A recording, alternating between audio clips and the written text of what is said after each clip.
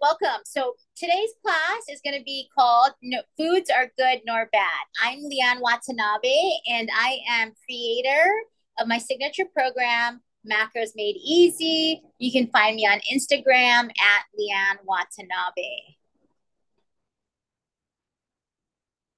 So this is going to give you a little rundown of what we're going to cover today. And basically, I explain this class to help people realize that all foods are allowed here. It's where mindfulness meets macros. And so we're going to run down our quick itinerary. We're going to kind of give you a brief overview of my story. So how I got here and why I think macros are just the greatest thing next to sliced white bread.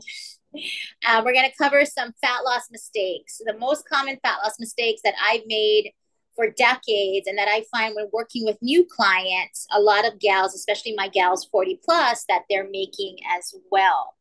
Then we're going to go over to this really part where I'm super excited about to talk about, and that's again minding your macros, basically like this idea where mindfulness meets your eating habits, your macro tracking. So it's all about navigating the middle. And then we'll get into that more. And then we're going to give you a quickie macros, like, I have a lot of people who are macro curious, but not sure if they can commit or what it's all about. So I'm going to just give you like a quick 8-step rundown on how you can kind of get started. So my story is this, I basically now help women use food and fitness coming from a place of self-love, not self-loathe. So I live in Honolulu, Hawaii, on the island of Oahu. If you're not familiar, a little bit about me is I'm a wife and animal lover. I'm owner of Leanne Watanabe Wellness, where my team and I coach fat loss and lifestyle focused clients. So I'm a macro mentorship certified macros based nutrition and expert coach. I am a longtime NASM certified personal trainer, been doing that for over 23 years, and creator again of the Macros Made Easy program. And my philosophy behind wellness is my 3M method, which includes, I always tell people it's not one thing. It's not, people always ask me, how do I get in shape? And I tell them it's many things. It's not just how you eat. It's not just how you move, but it's a holistic approach. And so my 3M method with lifestyle and fat loss clients include mindset coaching, macros-based nutrition, and movement. So why did I create Macros Made Easy in the first place? Macros Made Easy is like my baby project. It's about 3 or 4 years old, and my story is this. I had spent over 20 years, most of my life, more than half my life, riding the weight loss, weight regain roller coaster. I never was a thin kid. I was someone who's battled weight since I was a toddler and then went on to battle weight most of my entire life. So maybe I'm your sister, maybe I'm your friend, your coworker, maybe I'm you, but was that gal that was always on the next fad diet. And my choice was to use extreme food restriction and a lot of exercise, a lot of cardio, and a lot of negative self-talk to kind of keep me motivated.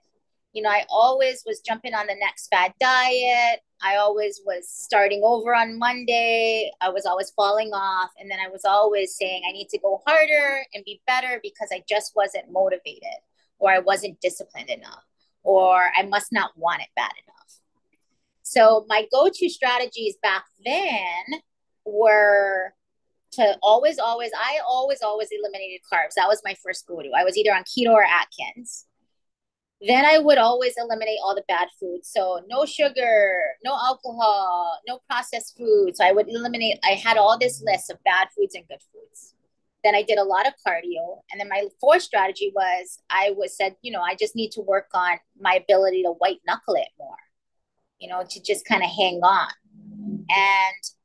And then this created a lifelong story I used to tell myself since I've always battled weight since I was a young child that, I can only lose weight with extreme measures because I have a very stubborn body or I have a very slow metabolism And so again, for me, I'm 5 foot 2.5, and I always yo-yoed between an extreme low from fat, extreme dieting, a lot of exercise, like 125, and that was really barely white knuckling it. Maybe I was 125 for like 2 days, and then mostly I would always go back to the high of 180. So for me personally, that was my weight loss regain story, like the 150s to the 180s, or the 125s to the 180s.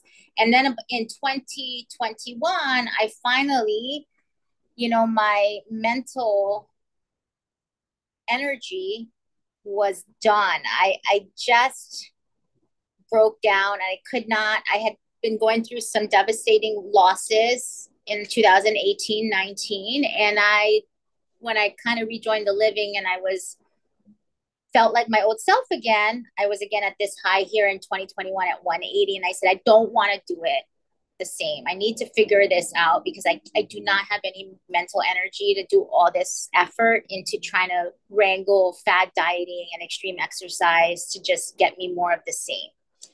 So at first I was very terrified, right, to do something different. But I took a leap of faith, and in 2021, I decided to start tracking macros and hiring people who are doing macros really good. And I learned their methods. And over the course of 7 months, I learned about, proper macro tracking, proper dieting, nutrition periodization. And so I said, I need to help spread the word and inspire other people to do the same thing. And that's why I started Macros Made Easy. So the second part we're going to go into today is to talk about the 4 biggest fat loss mistakes that you may be making. And again, these are mistakes I've made. And now when I talk with people, potentially new clients, they're doing the same things. So the first one, big 4 mistakes. The first one is eating too few calories. So have you done the 1,200 calorie diet? Eating too few calories. So a lot of people will say this. This is the first thing. I find when I meet new people, they always think they're overeating. And usually what I find, and when we put rubber to the road, they are under eating. And then they're under eating in the wrong balance, in a disproportionate balance of the food groups, what we call macros, which are just proteins, carbs, and fats. And this is the first thing they say. They say, I think my metabolism is broken, or I must be hypothyroid because everything that I used to do to lose weight no longer works, especially my gals who are like 40, 45 plus. Well, gang, your metabolism is not broken. Your metabolism is just adapted. So your metabolism will adapt to whatever you throw at it. So I explain it to people like this. When you have your car and you have 4 new tires on your car, right? Never driven on those tires yet. All the tread is still there. That is your metabolism before you do any kind of dieting, any kind of low calorie restriction of anything. It's like 4 brand new tires. Every time you decide to put yourself through a diet, whether it be a 2-week diet, a 2-month diet, 2-year diet, whether it's a year diet of Monday through Friday diet, Saturday, Sunday not diet, Monday through Thursday diet, Friday through Sunday not diet. Your metabolism has memory, and that is a cumulative effect of wear and tear in your metabolism. So it's not like our phone battery where we can recharge it and it'll be at 100%.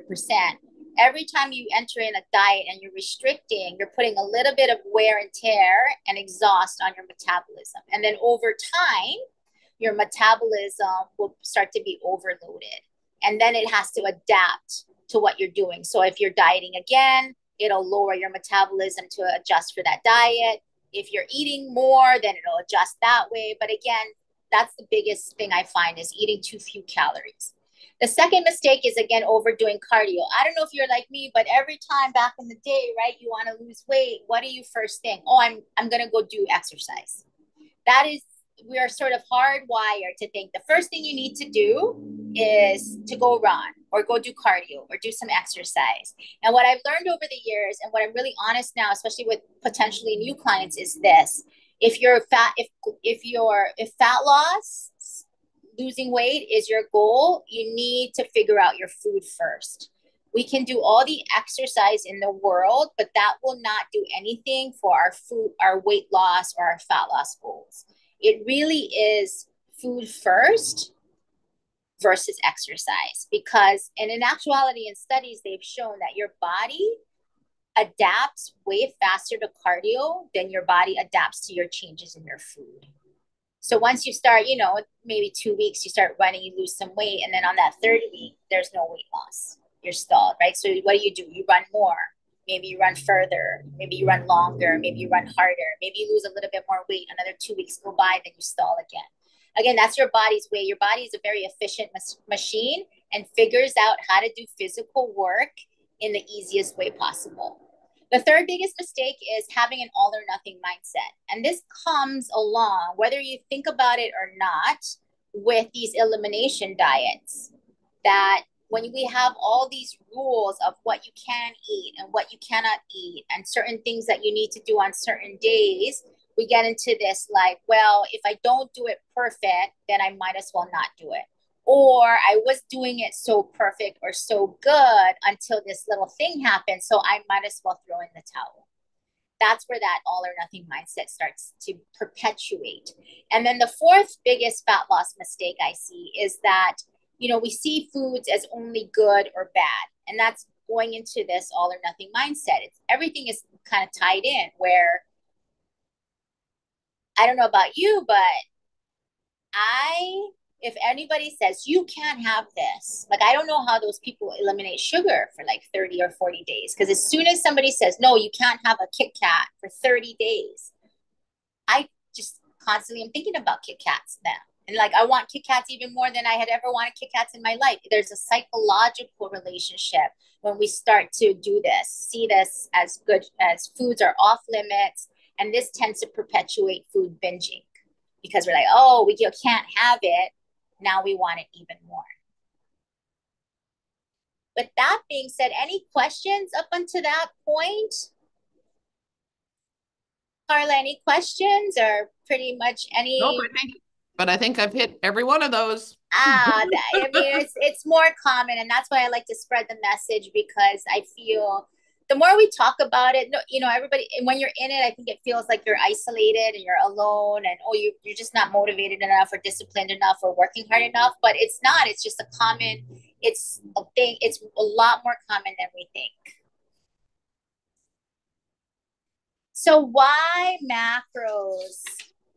And this is where we're going to get into the part of where mindfulness meets our eating habits. It's basically Macros Made Easy is a solution that will help us unlearn all the hardcore fad diet rules, strict protocols, old food narratives that we've come to accumulate throughout our life, whether it's through media, what we see our mom or family members doing, what others are telling us we should be doing. Maybe it's relatives or friends or even our own self-talk.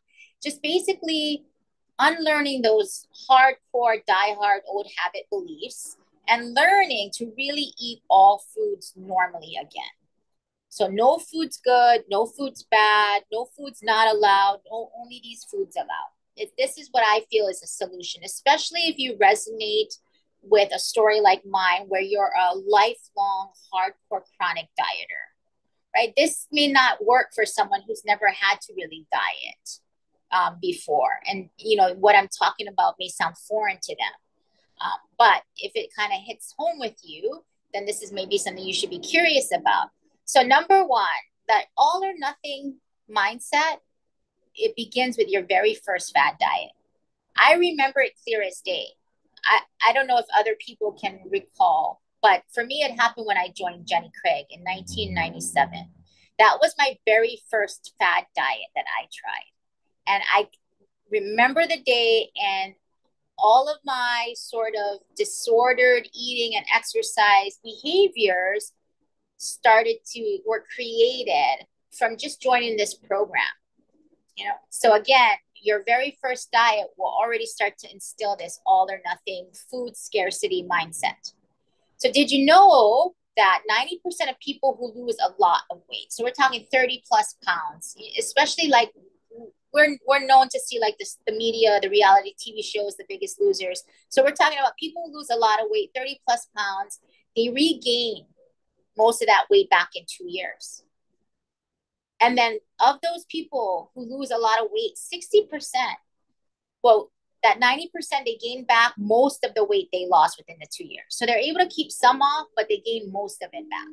But of that people, 60% who lost a lot of that weight, that 30 plus pounds, they gain back even more.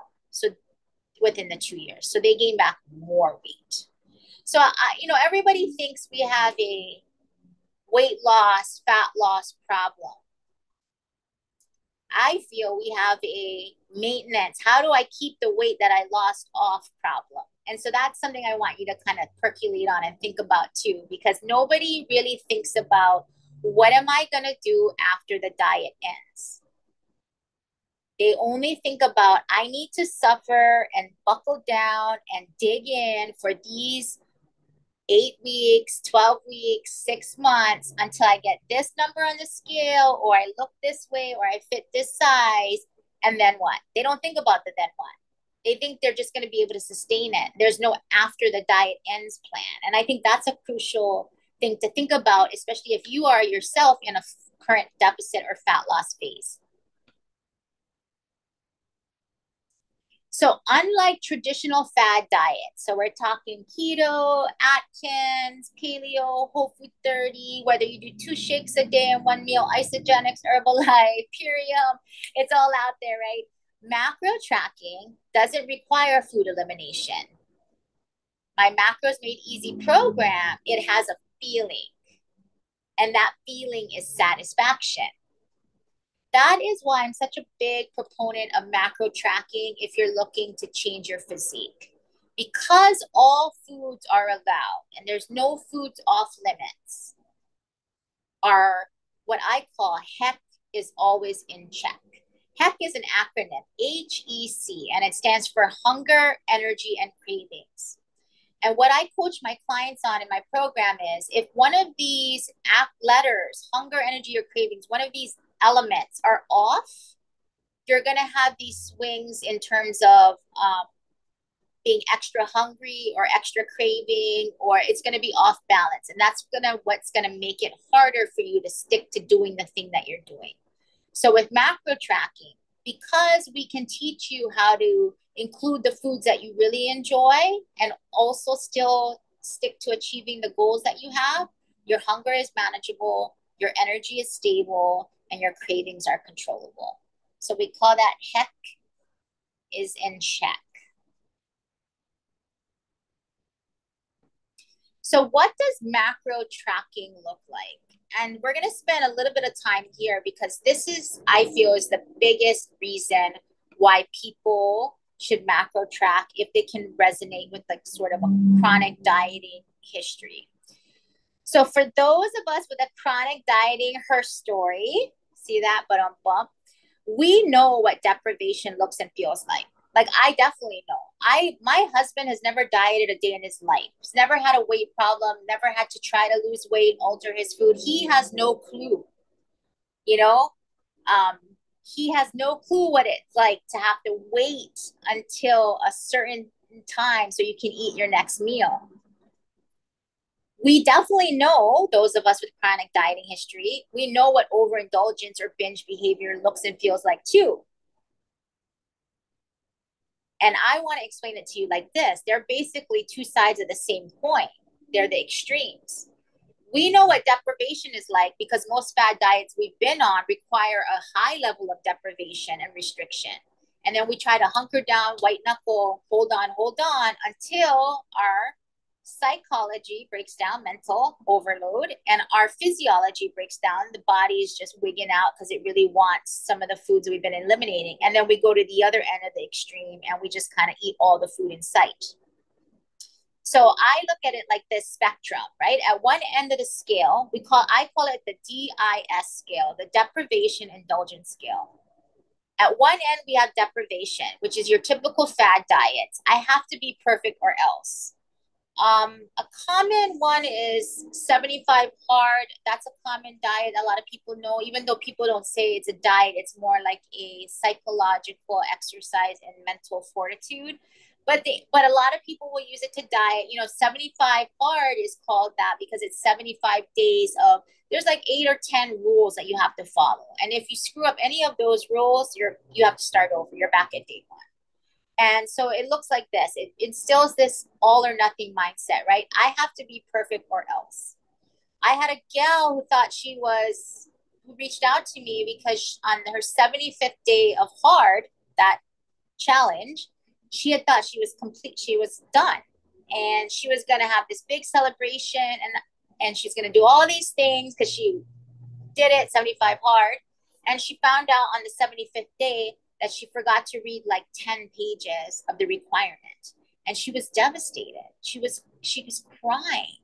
And I felt her pain because I've been there, right? You're like, she was just so upset that didn't she didn't realize that she was short. And she said, I didn't finish. And then she was really bummed.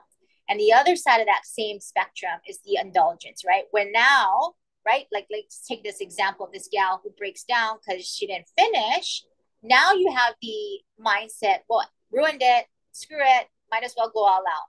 Like, I can't believe I had to suffer all this. And now I'm just going to like throw caution to the wind, might as well give up, throw the towel in. And then we get into this overindulgence. So I like to teach clients and people. So especially when you're talking to somebody, may like, what is macros? What is this thing you're listening to or you're doing?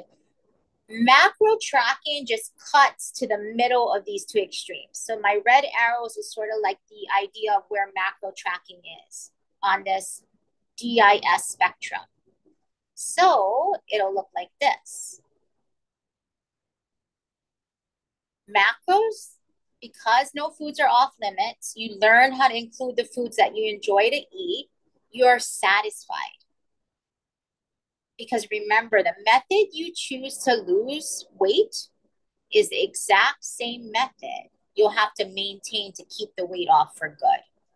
I always like to have people read that statement over and over because, again, like I said before, nobody thinks of what the action plan is after they reach their weight loss goal.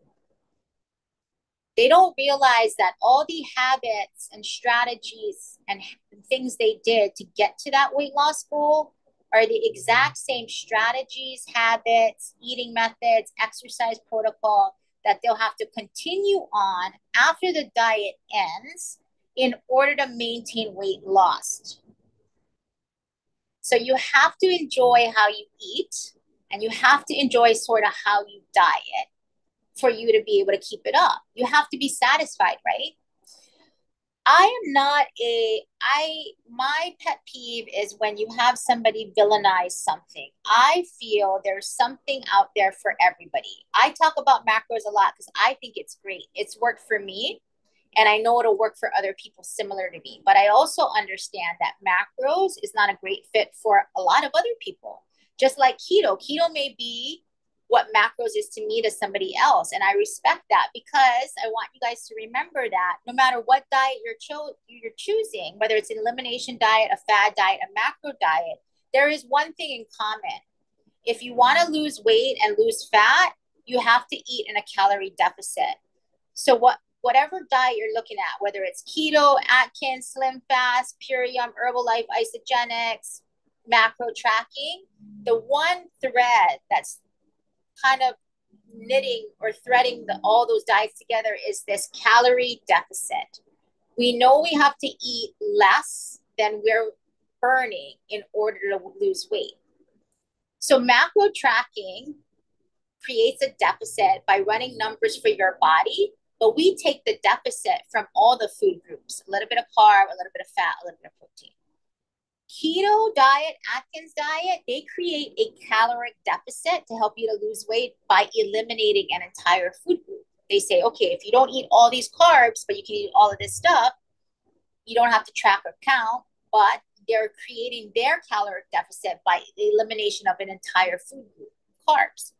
Paleo will again create this caloric deficit if you're familiar with the paleo program by saying you can only eat sort of whole, non-processed, non-packaged food. So that eliminates a lot of food options for people, which again is just eliminating overall calories consumed. But you have to enjoy how you eat and how you diet. You have to be satisfied, and being satisfied will help you navigate the middle of this DIS scale, this deprivation indulgence scale. So the macros made easy mantra, if you work with me on my clients, it's called navigating the middle. So not perfection, but progress. How do I navigate the middle? How do I include macros and foods that I enjoy so I'm not bumping myself from either side of the spectrum? And how do I know that? Because I spent like over 20 years playing this ping pong match, tennis match, whatever you want to call it, between the scale, this deprivation and indulgence, right? If you deprive on whatever fad diet you're doing, you will always and eventually overindulge, binge, always. It's not if it'll happen, it's just when. So whether that indulgence or binging happens on a Friday night because you've been so good Monday through Thursday, or whether it happens on like the 74th night of a 75-day hard challenge where you just had a crap day at work and you're like, screw it. Because you can only deny, and white knuckle your way through like a fad diet for so long until, like how I said, something happens, right? Stressful day at work, family emergency. You just feel like you deserve a glass of wine, Netflix, and chill. You hit the weekend, your friends are all going out for happy hour, and you're like, I'm gonna be good. I'm gonna have a, flavored soda water with lime, and I'm gonna bring my little meal. And then, you get pressured into one drink, and then you're like, screw it, I need to eat everything I'm craving and I'm missing right now. So it's all about navigating the middle between deprivation and indulgence. So any questions about that part? No, you're good? Not yet. Nope. I'm getting this so far. Okay, and then the final part is just basically quickie macros, do it yourself. I am very honest with people. There is a learning curve to macro tracking. It is a lot of effort. It may feel like a part-time job in the beginning because what does macro tracking require? It requires you to meal prep your food, weigh and measure your food or drink using a food scale, and then inputting and logging that food into an app. That is the legwork you do. But it's not brain surgery. We're not trying to fly into outer space. So anyone can learn it. And that's why I'm here and I walk all my clients through it. So the quicker you get on board with learning how to kind of weigh, track, measure, and log, the easier it'll be. And again, I want you to remember this is not something you do forever. This is something you do at the beginning until you get consistent, and then there's an evolution. There's always a plan. And that's what I love to preach to clients about their dieting phase. It's never you just finish the diet and you're off to figure it out on your own. There's always an action plan, a maintenance plan to teach you how to continue what you're doing in order to keep on the course. So again, with that being said, quick get you started. It's sort of like 8 tips. The first one is download My Macros Plus. So My Macros Plus is the macros app I use with all my macros made easy clients. Right now, it's the best community-based app where if you look here, it says at 24 cycles. So if you pay the $4 to download the app, and then you can go in and search for my name. I'm at 24 cycle, or my name, Leanne Watanabe. You request to follow me. I approve it. Then I request to follow you. You approve it. And then I can see your food logs and you can see my food logs. And that's how I do all my teaching. That's how I do my big sister. Mom's always watching. eyes behind the head kind of thing to check on your logs. But that's how we communicate and navigate by setting up meals, helping you create recipes. We can both be following each other in the app. And that's a service that I really enjoy. The second DIY macros tip would be to start tracking for 14 days. I have any client interested in possibly working with me do this before we actually pull the trigger.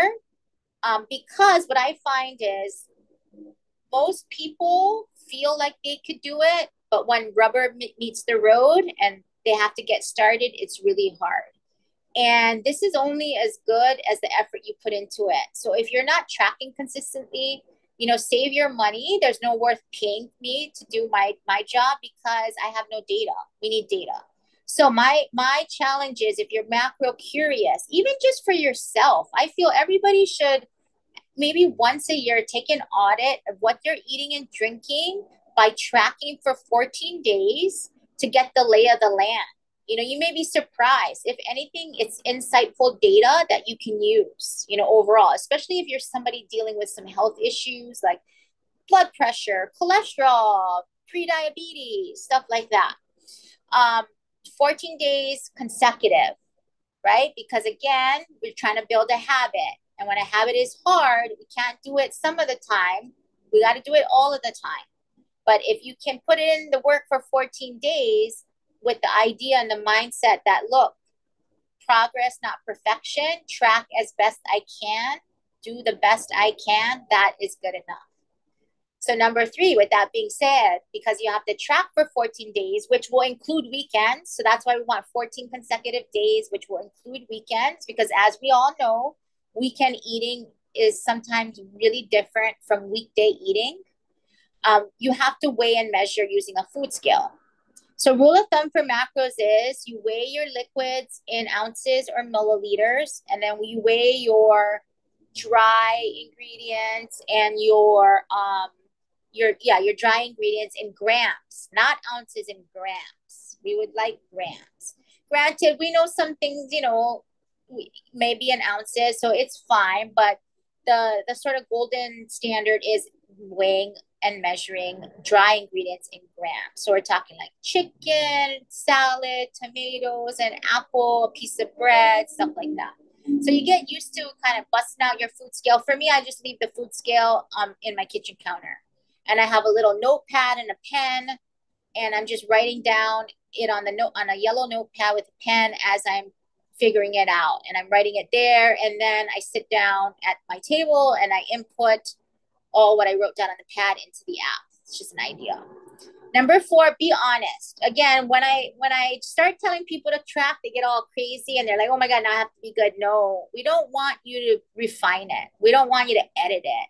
You want to be honest, right? We want to get as true numbers as we can to start. And the only way we're going to do that is if you're honest. So I tell people in these 14 days, hey, look, don't try to change anything. Just be normal, eat normal, right? So if every day it's Starbucks, it's a frap and a cake pop, log it in because there's no judgment. Everything that we use is data. And all we do is use the data and manipulate the data to get the kind of results we want. So number 5, skip the self-bullying. It's so easy to get caught up in self-negative self-talk in terms of thinking, especially when we're learning a new skill. And I would say macro tracking is a skill, right? But one that everyone can learn with time and consistent effort. So skip the self-bullying. Don't think of like I can't find it or I forget what the food size was. Again, just do your best. Number 6, focus on food specifics. So this is where we start to get in the nitty gritty because a lot of people ask me, well, okay, say me, am I weighing cooked or am I weighing raw? Am I inputting raw or inputting cooked? This is just good rule of thumb. Whatever way you feel easiest, whether it's weighing cooked or weighing raw, that's something that you want to keep consistent. So if you always weigh your protein raw in your app, you're going to look for the raw version of the food. So let's just say chicken. If you weigh 3 ounces of chicken thigh raw on your food scale, then you want to make sure when you input your chicken into your My Macros Plus app, you would input it as 3 ounces of raw chicken breast. Why do we focus on these food specifics? Well, because protein, right, loses its weight and volume when it's cooked. So if we input raw, like say 6 ounces raw chicken breast, will be a lot more macros and calories and proteins and fats and all that than the weight you would say. So say if you cook 6 ounces of raw chicken breast and then you input it as it'll come out after you cook it. If you reweigh it, it'll come out maybe 3.5 ounces. And then you accidentally input 3.5 ounces of raw chicken breast. That's going to be different because it's cooked. It lost volume when it cooked. So again, the food specifics is just this. If you're going to track and weigh, you want to track and cook how you weigh it. So if you do raw, you want to log raw. If you weigh cooked, you want to log cooked. Also, food specifics is this. A lot of people miss their sauces, their oils, and maybe their calorie filled drinks like sodas or juices, orange juice, apple juice. We want to make sure any of these things that are calorie dense, that have calories in them, that we're accommodating for that too. I have clients that before we start macro tracking, they do a lot of like sauteed veggie. And they ask me, hey, do I need to count? I just use the olive oil bottle and I douse it. I cover the wok pan with, a dash of olive oil. And I say, yes, that's kind of stuff, the sauces, the oils, we do have to count. Because again, it's calorie dense. And we want to kind of include that into our logs. The number 7 tip is prioritizing your protein in all meals and snacks. And this is a great one. So if you take away anything from this and after this, you're watching this and you're like, oh my goodness, I don't think I can do this. It's like too much leg work. It seems like too much headspace.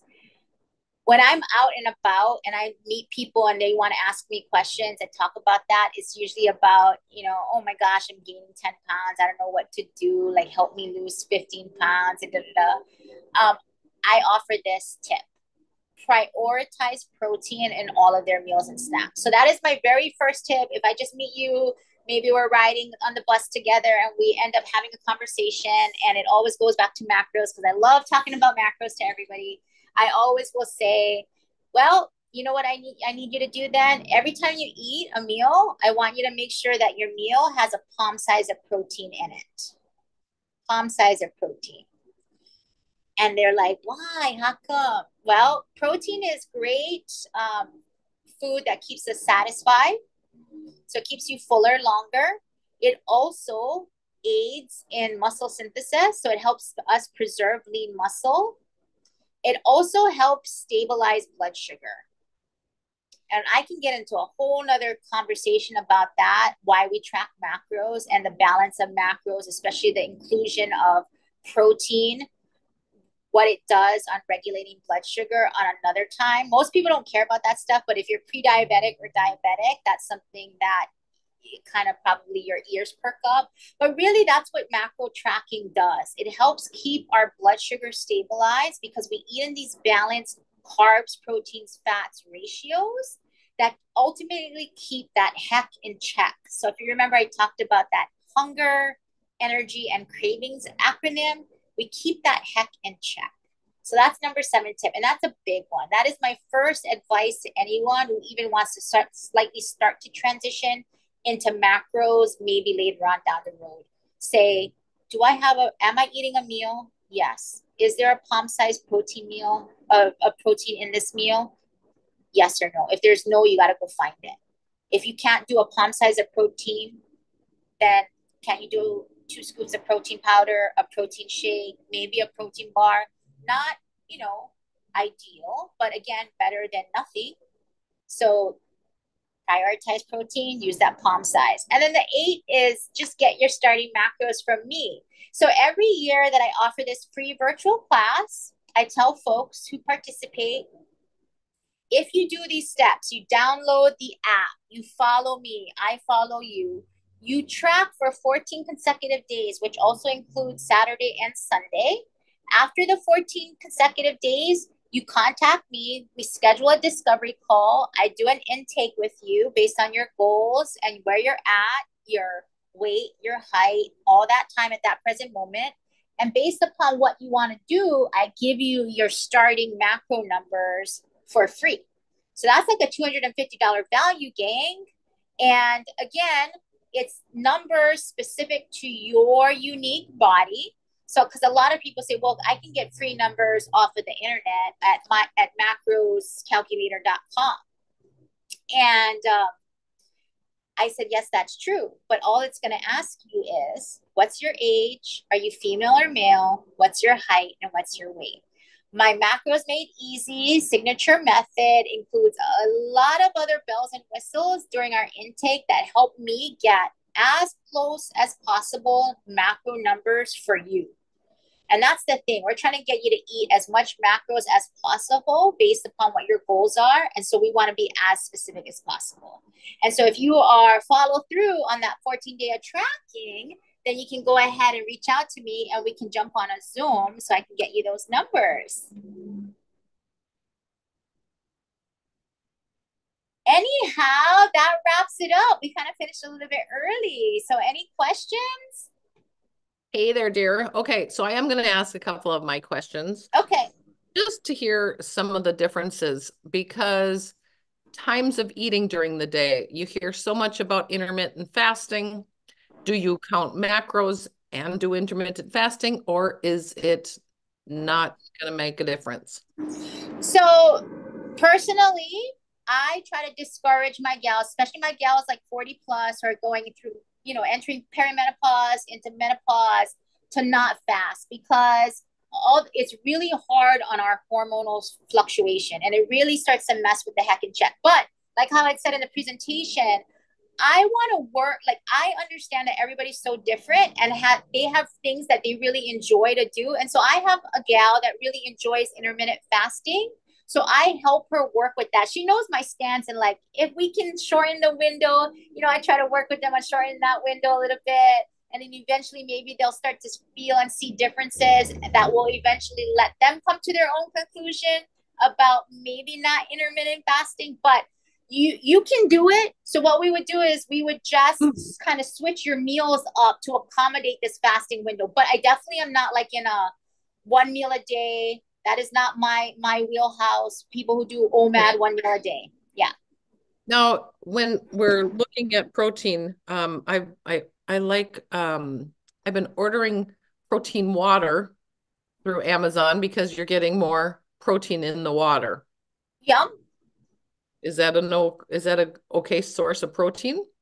I again, like I tell clients this. Anything we do sort of like 80-20. 80%, right? We want to focus on whole food from the earth, not packaged. We got to cook it kind of thing, right?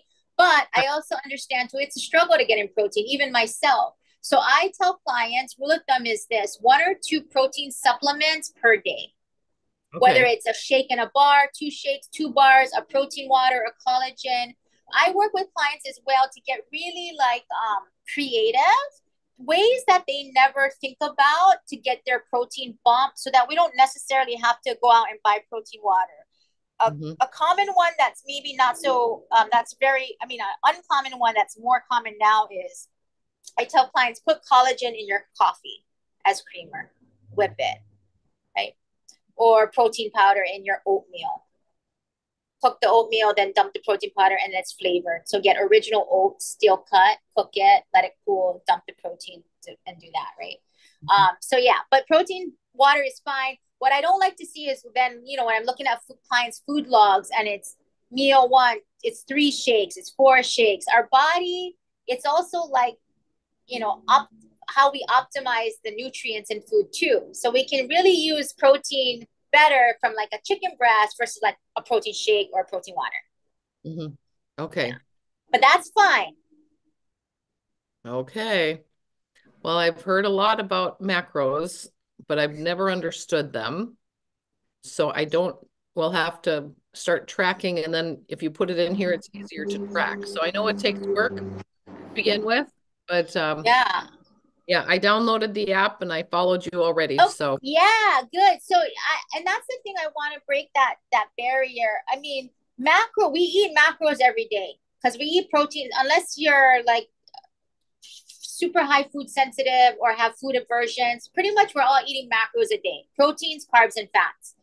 Macro tracking is just sort of the marketing behind it, right? That they say, hey, eat all the foods you're eating now, but in the portions that are best for your body based on your goal, right? mhm, But how do we know? How do we know? So, and again, you go back and forth, right? You go to Denmark. No, mhm. you're right. Yep, I'm yep. sure the portions are different in Mhm. food from Minnesota to Denmark. Right, absolutely. And I take off here on Wednesday. So I go back and forth and I'm changing Yes. diet all the time and s- my sleep patterns have to change every couple weeks because I go over. Yeah. All that stuff happens. But the thing is this, like, I think people, especially people in the US, they're not sure on portions anymore because it's kind of got distorted.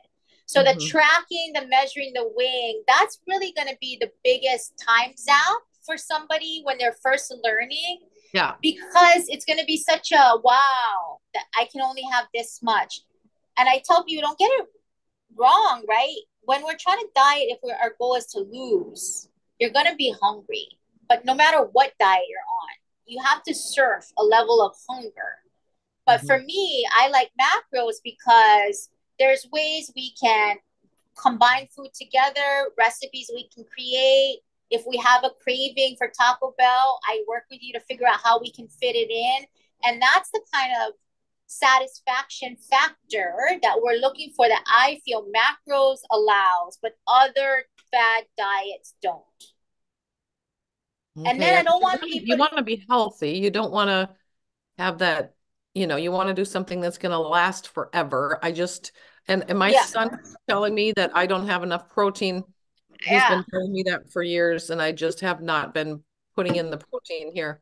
But I, I tell people if you're tracking for 14 days, look, keep it simple, right? And again, I have people that are real foodies that want to eat different all the time. But I say, what's going to really work when you're learning macros is to figure out 3 or 4 go-to meals that you can kind of rinse and repeat throughout the week and then maybe leave the weekend for more of the unknown fun stuff, right? But Mhm. what I help clients do is that's why, like you said, you're busy, you travel a lot, right? I have Yep. a client that has 2 back-to-back trips, one to Boston and then one to Colorado. And so basically what we do is we plan it all out. So in her plan, she knows what she can control. She said, yeah, and I'm going to be at an Airbnb. I can definitely figure out my breakfast, like have my same breakfast. And because we have an Airbnb, I'm going to cook everybody lunch. But the last 2 or 3 meals, we're going to be out in the town. So what I help clients do is, okay, so we put trackers in there. We budget for that. So then they're not busting. I don't expect them to bust out their scale at the restaurant, at the ski resort, right? But they now have a buffer in place on their log that will accommodate this, what we call social meal. So really it's about planning ahead, right? To accommodate this stuff. So if you're always going back and forth, right, you would hope, what can you control? Well, you can probably control breakfast and maybe lunch. If you're on the plane, this is what, if you need to eat, this is what we're going to look for to eat. We're going to try and hit this number. If you're going to be there, what dinners are with family, what dinners are out, and you put social. So again, it's like planning ahead is a big part of it too. Right, right. Okay. Yeah, that was our great questions. Thanks for asking questions. Well, I want to be I want to be I mean, it's not that I'm ridiculously off. Um I just need to be I need to understand it to make it the best health I can, right? Yeah. Yeah. And So that's what I tell people too. I mean, you know, to me, that's why I keep going back to protein and the registered dietitians. Some of them, they don't really like me when I say that because they're like, there's no research. For me, it's like the biggest game changer is when I tell gals, especially gals like 45 plus, to prioritize protein first, just to be laser focused on trying to hit protein every meal in whatever way you can, whether it's protein water for one meal, a chicken for another meal, a top sirloin for another meal, and give it like 7 to 10 days. And their energy is different. And again, it's because it's this protein helps blunt that sugar, the insulin response when we eat food. So when we eat carbs and fat, you have all this insulin. Most takeout food is high carb, high fat. So there's a whole, you eat a high carb, high fat meal, you get this huge rush of insulin release, right? But you have very minimal protein to help blunt that. So that's mhm. why people sometimes when they are sensitive to it, like in Hawaii here, it's funny because in Hawaii it's called kanakata. But Mm. other people say like when they eat, they're like, oh man, I want to take a nap. Oh man, I just feel sleepy. Or I want to, I have to unbutton my pants. These kind of cues are like, oh, that was a very high carb, high fat meal. You're Yeah. yawning after you eat, or that is classic body signals that there wasn't sufficient protein. So now you just have this insulin dump in your body. And that's why I think a lot of people are pre-diabetic now, just because we have this lack of protein consumption. But protein gets a bad rap too, because then everybody like that's what's leading to cholesterol and all that. But again, it comes down to protein choices, right? Are Right. we are we eating ribeye at Morton Steakhouse that comes with 5 pats of butter, or are we grilling a steak on the at home where we control that kind of stuff? Yeah. So Right. I would really start there for you. I think if tracking right now is too, because I know you're super busy and all that, and I'm gonna so try. I'm gonna try. I'm gonna yeah, try to or track or just everything and again, try and like prioritize protein. So when I approve you, what will happen is if you go in the app, and I'll add you. I mean, well, I have all these tutorials. I can add you to the Facebook group if you want to watch it, mini tutorials on how to use it. But yeah, that'd be again, great. if you go into the app and if you when you follow me, oh, there you go. Okay, so I just accepted you. So then now I'm gonna request you. Most of my clients will use my food library and they'll copy foods from my food library because okay, so I followed you, so you have to request me because what they want to do is it's easy, right? Like they know, oh, white bread, Leanne's already like figured it out and looked at the label and inputted it, and then so I have a huge library of food, common foods. So if you go into the food, like, um, are you in there now? Yep, I'm looking Okay. at your. Did you approve me? I think since I followed you, I don't think I need to approve you. It doesn't look like I have any approval. So refresh your screen by But sliding down. you're in my group. Oh yeah. Am I with the top right though? The top. It says pending request. That orange. Okay. Okay, Oh, what is and this? yep, then I have to accept. Now it's done. But Yeah. there's somebody else in my group and I've never approved them. I don't know So who they are. he's the app creator. Okay. It's a I don't default. know any Jason. Jason Lowe is the creator. You can delete him by if you slide his name Yeah, I see left. that. You can unfollow it. Yeah. Yes. So now, so that's your circle. So in my circle, I will see all my clients, right? So if you look at the top left screen, there's three lines and a plus. Do you have that? Food menu, top left. On the food menu first. Yeah, well, see, your food menu is kind of be like gonna be like your go-to, this little food menu where you're gonna start populating all your food. I found the food menu now. Yep. Yeah, yeah. So if you go into um like if you go into my in my circle where you approve me, and if you see me, you'll be able to go in, and then when you pull my name up, you'll see food. And then on the top center of the screen, it'll say like daily meals, weight, food. That's where you can save any of the foods I have in there. Like we Okay. just got Chick-fil-A, right? So I have a bunch of Chick-fil-A stuff. So clients are like, they always tend to go to my library first to see if the food they're looking for is in there. And Okay. then if you want to save a food, what you do is you click on it and then it'll say save food. And if you save that particular food, it'll be saved to your library. Okay. Yeah. I'll try. I'm Yeah. gonna, Well, good I'll see how it goes. job. Well, Well, thanks thank you. I for coming. appreciate having time with you here. Yes.